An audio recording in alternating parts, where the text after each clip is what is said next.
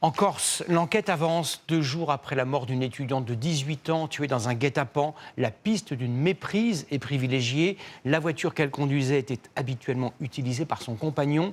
L'ombre du crime organisé, autrement dit la mafia, n'est pas loin. Des habitants qui ne supportent plus cette situation ont prévu de se rassembler le week-end prochain. Chloé Barbeau, Charlie Nurel et Angèle Ricciardi. 3 personnes tuées par balle depuis le début de l'année. Et pourtant, dans les rues d'Ajaccio, aucun Corse n'ose nous parler de l'emprise de la mafia. Pour en finir avec l'omerta, des collectifs appellent à manifester samedi. Les Corses, il faut qu'ils viennent dire non à cette situation. On ne s'adresse pas à la mafia, on s'adresse aux autorités de l'État qui sont gênées. Quelquefois, il y a de l'indifférence, de la peur, et puis il y a aussi une part de complicité chez certains d'entre eux. À une centaine de kilomètres de là, dans la rue principale de Corté, une branche de mimosa en hommage à Chloé.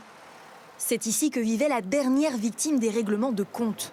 Mais par respect pour sa famille, là encore, pas un mot. C'est une charge émotionnelle extrêmement forte.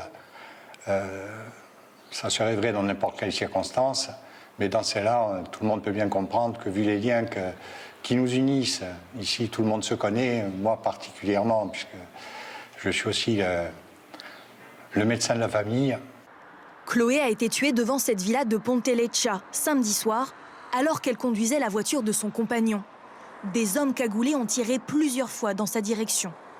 D'après nos informations, la personne visée par les tireurs n'était pas Chloé, mais son compagnon. Âgé de 21 ans, il ferait partie d'une famille corse connue des autorités pour du grand banditisme. Une enquête est ouverte pour homicide volontaire en bande organisée.